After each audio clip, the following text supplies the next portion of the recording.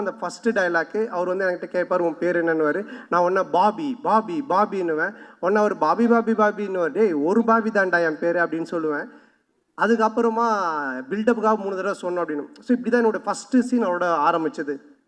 நான் எதுக்காக இதை சொல்ல வரேன்னா, அன்னைக்கு தேட்டரில் ஸ்க்ரீனில் எனக்கு கிளாப்ஸ் வரணும் அப்படின்னு எடுத்துக்கிட்ட அந்த அக்கறை ஆகட்டும், அந்த அன்பாகட்டும், இன்னைக்கு வரைக்கும் குறையவே இல்லை. அதே அன்பு, அதே அக்கறை இப்போ பண்ணுற STR 49லையுமே என்கிட்ட என்ன சொன்னார்னா, டைரக்டரை கூப்பிட்டு சாண்டாக்கு என்ன வேணும், சாண்டா எப்படி நம்ம நல்லா யூஸ் பண்ண முடியும், சாண்டாக்கு என்ன பண்ண முடியும், அதை முதல்ல யோசிங்க அப்படின்னு தான் சொன்னார்.